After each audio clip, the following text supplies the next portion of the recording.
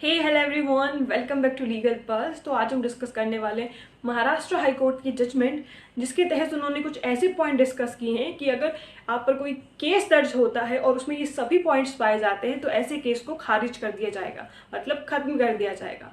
मतलब अगर कोई भी महिला कोई केस दर्ज कराती है, अब वो डाउरी से रिलेटेड हो, डोमेस्टिक वायलेंस से रिलेटेड हो, और उसमें इन सभी पॉइंट्स के पाए जाने पर आपका वो जो केस है उस केस को खत्म कर दिया जाएगा। तो अब हम डिस्कस करते हैं कि वो क्या क्या पॉइंट्स हैं। तो सबसे पहले, अगर आप पर जो आरोप लगे हैं वो अस्पष्ट हैं, मतलब उन आरोपों का कोई आधार ही नहीं है, बातें जो भी कही गई हैं वो बहुत बढ़ा चढ़ा के बातें कही गई हैं। जैसे कि अभी हम रिसेंट केस डिस्कस करेंगे, उसमें जो महिला थी उसने जितनी बातें कही थी उनका कोई आधार नहीं था, वो बातें बिल्कुल अस्पष्ट थी, मतलब बहुत ज़्यादा बढ़ा चढ़ा के बातें कही गई थी आरोपी से रिलेटेड। तो दूसरी बात आती है कि अगर महिला ने या फिर आपकी पत्नी ने आप पर जो केस दर्ज किया है वो किसी गुस्से के कारण या फिर आपसे बदला लेने की भावना में केस को दर्ज कराया गया है, तो ऐसा केस अमान्य हो जाएगा। वहीं पर तीसरा पॉइंट है हमारा कि अगर केस को ऐसे पुलिस स्टेशन में दर्ज कराया गया है जिस पुलिस स्टेशन के पास उस केस से रिलेटेड जुरिडिक्शन ही नहीं है, मतलब उन पुलिस वालों के पास उस केस को इन्वेस्टिगेट करने की पावर ही नहीं है, ऐसे पुलिस वालों ने आपका केस को इन्वेस्टिगेट किया है, तो आपका जो केस है वो अमान्य हो जाएगा। क्योंकि कई बार देखा गया है कि महिलाएं ऐसे पुलिस स्टेशन में जाकर कंप्लेन करती हैं जहां पर उनके रिलेटिव्स होते हैं या फिर उनकी थोड़ी जान पहचान होती है, ताकि पति पे दबाव बनाया जा सके। और वहीं पर हमारा आखिरी पॉइंट है कि अगर आपकी जो आपकी जो केस का ट्रायल हुआ है वो ऐसी कोर्ट में हुआ है जिसके पास जुरिडिक्शन नहीं थी और उसने आपसे के केस से रिलेटेड डिसीजन दिया है, मतलब अगर कोर्ट आपके केस का संज्ञान लेता है, एक ऐसा कोर्ट जिसके पास उस केस से रिलेटेड पावर्स ही नहीं थी, तो आपका ऐसा केस अमान्य कर दिया जाएगा। तो अभी हम देखते हैं उस रीसेंट केस को। अच्छा, ऐसा बिल्कुल नहीं है कि सारी महिलाएं झूठे केसेस फाइल कराती हैं या फिर हमेशा ही आदमियों के खिलाफ झूठे केसेस फाइल होते हैं, क्योंकि आज के टाइम में भी हमारे देश में बहुत सारी महिलाएं ऐसी हैं जो कि डोमेस्टिक वायलेंस या फिर डावरी जैसी चीज़ों को फेस करती है, जिनके साथ सच में बहुत बुरा कृत्य किया जाता है।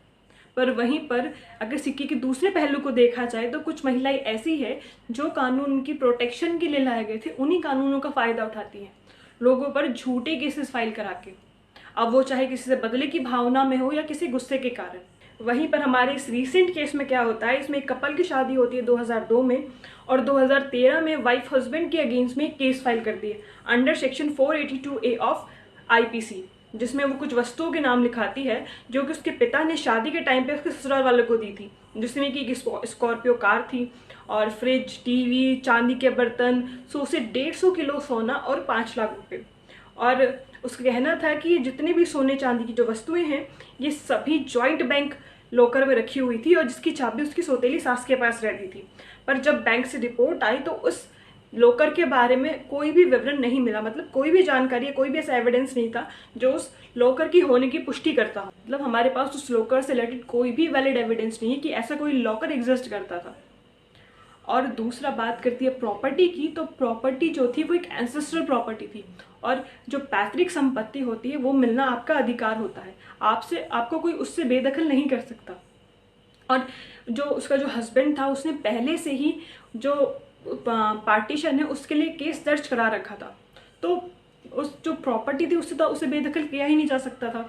तो कॉग्निजेंस लेने के बाद हाई कोर्ट ने ये फैसला लिया कि ये जो भी एलिगेशन लगाए गए हैं सभी एलिगेशन बेसलेस है, मतलब इनका कोई आधार ही नहीं है, कोई प्रॉपर वैलिड एविडेंसेस ही नहीं है। और इसी के चलते जो डोमेस्टिक वायलेंस का केस था वो तो जो मैजिस्ट्रेट है उसी ने खारिज कर दिया था। और हाई कोर्ट ने इस केस में Achin Gupta versus state of Haryana का रेफरेंस दिया और कहा कि इस मामले में जो प्रक्रिया है उसका दुरुपयोग किया गया और इस केस में सेक्शन 498A, सेक्शन 323, 506 जैसे कोई भी केसेस का आधार नहीं बनता और इस केस को खारिज कर दिया गया। I hope you will understand, और आगे भी ऐसी वीडियोस देखने के लिए हमारे चैनल को सब्सक्राइब करें और वीडियो को लाइक करना ना भूलें। और अगर आपको कोई भी सवाल हो तो आप हमें कमेंट करके बता सकते हैं। Thank you.